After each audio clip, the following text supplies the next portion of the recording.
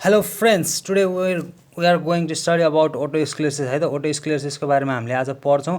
otosclerosis भनेको के हो त त्यसमा जान्छौं हामी सुरुमा। otosclerosis भनेको चाहिँ फिक्सेसन अफ इयर ओसिकल्स को फुट प्लेट हैन, फुट प्लेट अफ स्टेपिज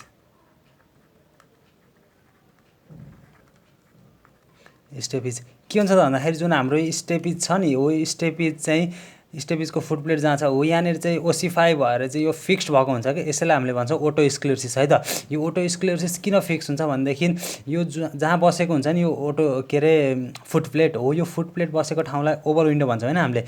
हो यो ओभल विन्डोमा चाहिँ ओसिफाई भएको छैन, ओसिफिकेसन भएन, फेल्स टु ओसिफाई भयो भनेदेखि चाहिँ अब त्यहाँनिर चाहिँ कार्टिलेजै बस्छ के, कार्टिलेजिनस स्ट्रक्चर नै बसिरहन्छ जसलाई चाहिँ हामीले के भन्छौं त फिसुला FISSULA फिसुला एन्टिफेनेस्ट्रम भन्छ है त। ANTFENESTRAT एन्टिफेनेस्ट्रम भन्छ हैन। हो यसलाई भन्छ फिसुला एन्टिफेनेस्ट्रम हैन। हो यस्तो खालको जहाँनिर स्ट्रक्चर हुन्छ। अब यो चाहिँ के भयो त ओसिफाई भएन, ओसिफाई नहुनु भन्नुको मतलब यहाँ चाहिँ स्टिम सेल्सहरु प्रेजेन्ट हुन्छ जुन चाहिँ के हुन्छ त डिभाइड गर्ने पोटेन्शियल त्यसमा हुन्छ। त्यसो कारणले गर्दाखेरि चाहिँ यो जुनै पनि बेला के गर्दिन्छ त भन्दाखेरि ओसिफाई गर्दिन सक्छ के, भन्नको मतलब डिभाइड गर्दिन सक्छ। डिभाइड गरेपछि अब यहाँ बोन फर्मेसन भयो, बोन फर्मेसन भएपछि अब यसले के गर्दिनु भयो त यो फुट प्लेट जुन छ फुट प्लेटलाई चाहिँ फिक्स गरिदिन्छ के। हो यसरी हुन्छ है त ओटोस्क्लेरोसिस। अब यसको क्लिनिकल फिचर हामी भन्छौं है त। हामी ओपीडी मा बसिरहेको छौं अनि त्यसपछि कुनै मान्छे आयो अनि उ आएर चाहिँ के कुरा भन्यो भने चाहिँ हामीले चाहिँ यो ओटोस्क्लेरोसिस हुन सक्छ भनेर चाहिँ अनुमान लगाउन सक्छौं त। त्यसको लागि सुरुमा हुन्छ यो चाहिँ मेलमा भन्दा फिमेलमा कमन हुन्छ है त। मेलमा भन्दा फिमेलमा कमन हुन्छ, त्यो भनेको चाहिँ 1:2 को रेसियोमा हुन्छ है। अनि त्यसपछि हामीले अर्को कुरो बिर्सिन नहुने कुरो भनेको चाहिँ यो चाहिँ थर्ड डिकेड डिकेड पेसेन्टमा हुन्छ है त। त्यो भनेको 30 to 40 इयर्स एजमा है, 30 to 39 इयर्स अफ एजमा हुन्छ है त। अब के हुन्छ त एउटा पेसेन्ट आयो कति एजको त भन्दाखेरि 30 देखिबाट 39 को बीचको पेसेन्ट आएको छ। अनि उले चाहिँ भन्यो प्रोग्रेसिभ हियरिङ लस छ, उसमा चाहिँ प्रोग्रेसिभली हियरिङ लस छ अनि बाइल्याटरल छ है। यो चाहिँ युजुअली के हुन्छ त भन्दाखेरि युजुअली बाइल्याटरल BILATERL बाइल्याटरल हुन्छ है त। बाइल्याटरल छ भनेदेखि यस्तो पेसेन्टलाई चाहिँ हामीले के गर्न सक्छौं त भन्दाखेरि यसको चाहिँ ओटोस्क्लेरोसिस हुन सक्छ है भनेर चाहिँ शंका गर्न सक्छौं। अब यसमा अरु के हुन्छ त भन्दाखेरि कमन इन प्रेग्नेन्सीको बेलामा चाहिँ हार्मोनल चेन्ज हुन्छ नि, प्रेग्नेन्सी PREGNANC प्रेग्नेन्सीको बेलामा चाहिँ HORMON हार्मोनल चेन्जको कारणले गर्दाखेरि अनि त्यसपछि अर्को भनेको चाहिँ मिजल्सको इन्फेक्सन है। मिजल्सको इन्फेक्सनको कारणले गर्दाखेरि चाहिँ यो एग्राभेट हुन्छ। यो चाहिँ के हो त एग्राभेटिङ फ्याक्टर हो है। AGGRAVATN एग्राभेटिङ फ्याक्टर हो। यो चाहिँ एउटा एग्राभेटिङ फ्याक्टर हो है त। के त भन्दाखेरि मिजल्स र प्रेग्नेन्सीको बेलामा हार्मोनल चाहिँ यसको लागि एग्राभेटिङ फ्याक्टर भयो। अब क्लिनिकल फिचर हामीले क्लिनिकल फिचर भन्नु पर्दाखेरि के हुने भयो ल भनौं। क्लिनिकल फिचरमा चाहिँ बाइल्याटरल हुने भयो है त, बाइल्याटरल हुने भयो अनि प्रोग्रेसिभ हुन्छ है त। यहाँ लेखिदिउँ PROGRESSIV progressive conductive hearing loss हुन्छ है त, कन्डक्टिभ हियरिङ लस हुन्छ। अब हामीले एक्जामिनेसन गर्यौं भन्दाखेरि के देखिन्छ त, कान कस्तो खालको देखिन्छ, टिम्प्यानिक मेम्ब्रेन कस्तो खालको देखिन्छ त भन्दाखेरि 90% अफ द केसमा चाहिँ पर्ली वाइड भनेको मतलब नर्मल टिम्प्यानिक मेम्ब्रेन देखिन्छ। कस्तो देखिन्छ नर्मल टिम्प्यानिक मेम्ब्रेन देखिन्छ भनेदेखि 10% अफ केसमा चाहिँ कस्तो देखिन्छ भन्दाखेरि फ्लेमिङ पिङ्क अपीयरेन्स कस्तो देखिन्छ रे फ्लेमिङ्गो पिङ्क अपीयरेन्स है त। फ्लेमिङ्गो पिङ्क अपीयरेन्स यसलाई चाहिँ हामीले सवाज साइन पनि भन्छौं है त।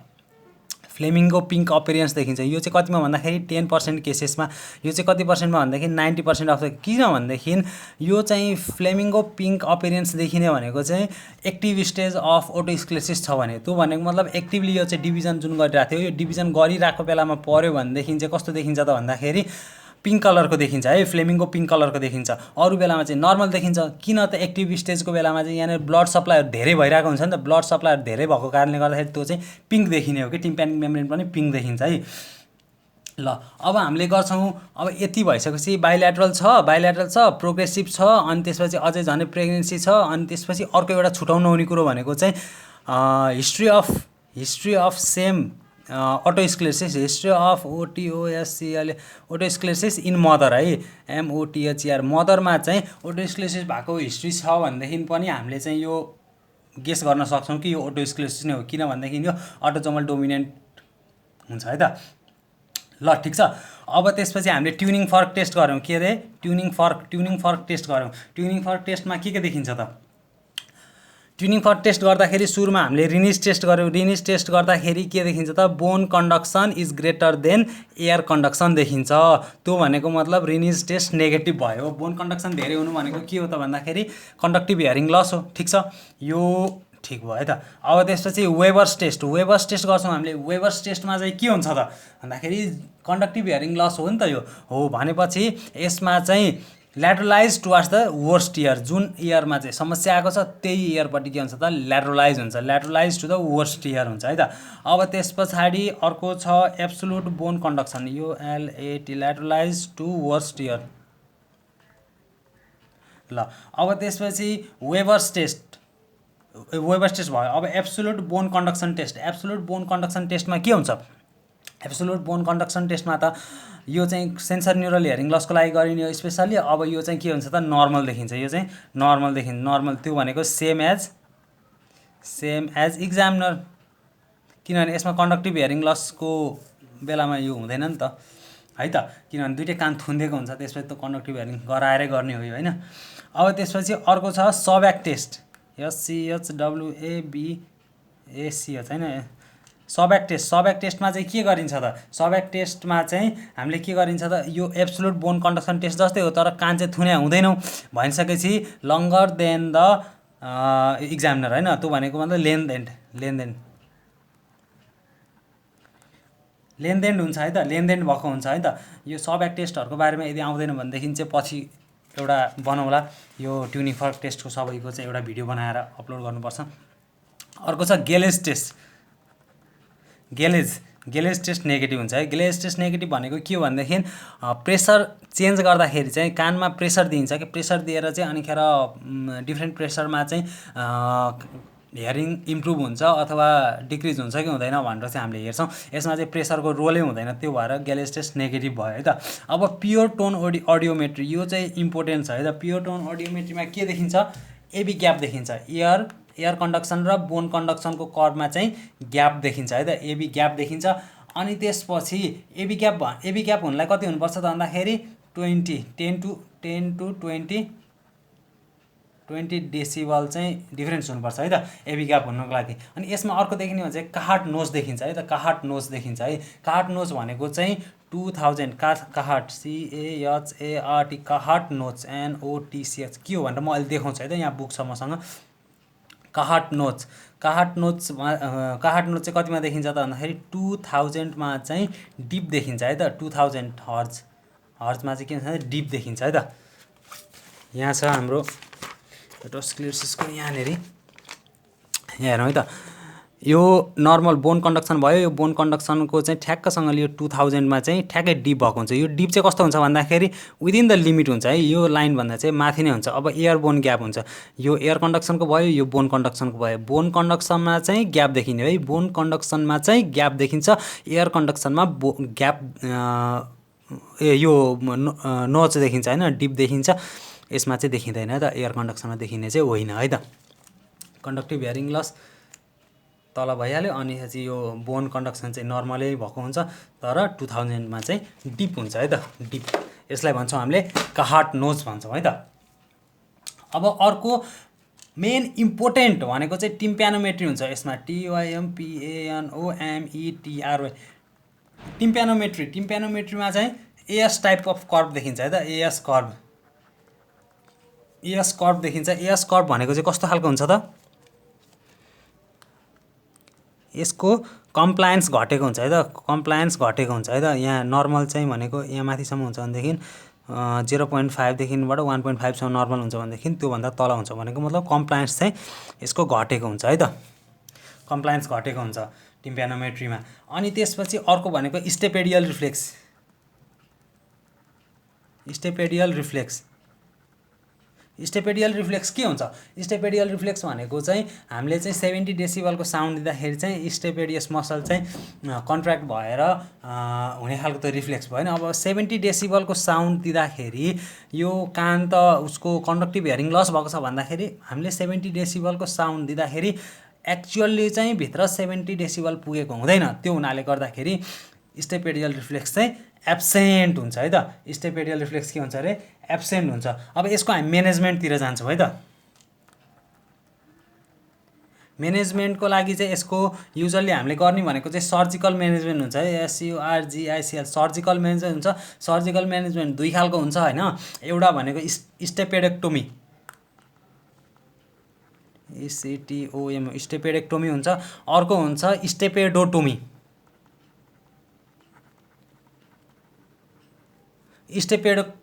स्टेपेडेक्टोमी र स्टेपेडोटोमी भन्छौँ है त। स्टेपेडेक्टोमी भनेको चाहिँ स्टेपेडियस जुन बोन छ त्यो बोन नै हटाइदिने होइन, त्यो बोन नै हटाइदिन्छौँ हामीले स्टेपेडेक्टोमीमा होइन।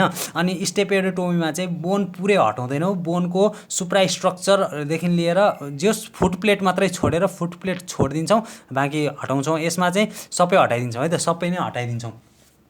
अब के हुन्छ त? स्टेपेडेक्टोमी चाहिँ अहिले गरिँदैन, किनभनेदेखि यसले चाहिँ धेरै कम्प्लिकेसनहरू आयो।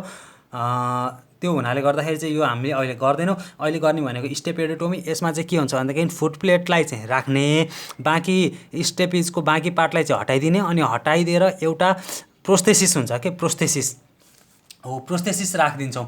प्रोस्थेसिस राखेर चाहिँ कस्तो खालको हुन्छ भनेदेखि त्यो चाहिँ ठ्याक्कै लामो हुन्छ, प्रोस्थेसिस हुन्छ कि एउटा लामो हुन्छ, अनि त्यसपछि यस्तो खालको हुन्छ हो। यसलाई चाहिँ अब यस्तो हुन्छ है त।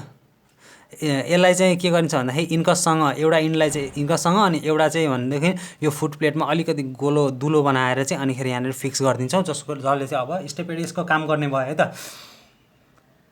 सरी स्टेपिज मसल स्टेपिज बोनको काम गर्ने भयो त। स्टेपेडोटोमी भन्छौँ हामीले यसलाई। के भन्छौँ अरे? स्टेपेडोटोमी भन्छौँ है त।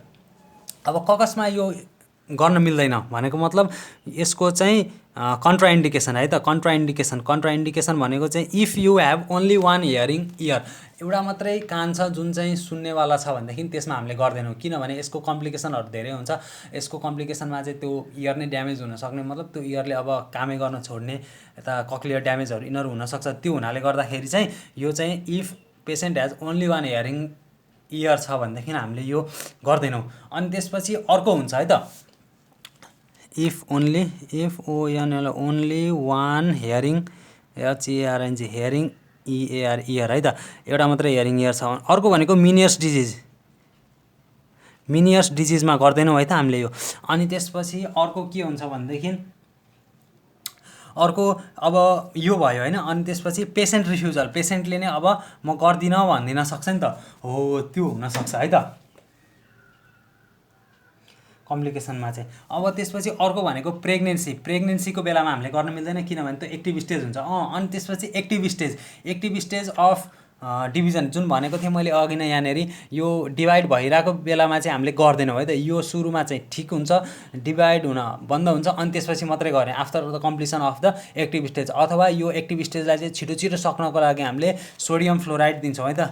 सोडियम फ्लोराइड दियो भनेदेखि चाहिँ छिटो त्यो के भन्छ अरे एक्टिभ स्टेज सकिहाल्छ है त, सोडियम फ्लोराइड। अनि त्यसपछि अर्को भनेको के हुन्छ भनेदेखि अब एक्टिभ पनि भइहाल्यो। अनि पाइलटहरू जुन हुन्छ, पाइलटहरूमा चाहिँ यो हामीले स्टेपेडोक्टोमी त गर्दै गरिँदैन होइन। स्टेपेडोटोमी चाहिँ विथ काउसन होइन, एकदम प्रिकसनहरू लिएर चाहिँ अनिखेर गर्ने हो है त। यही हो ल, अटोस्क्लेरोसिस भनेको यही हो। अब यसको चाहिँ कम्प्लिकेसन के हुनसक्छ त भन्ने कुरा हुन्छ। कम्प्लिकेसनमा चाहिँ फेसियल नर्भ पाल्सीहरू हुनसक्छ है त, फेसियल नर्भ पाल्सीहरू हुनसक्छ, यही हो है त। अनि त्यसपछि पछि गएर चाहिँ रिफिक्सेसन हुनसक्छ।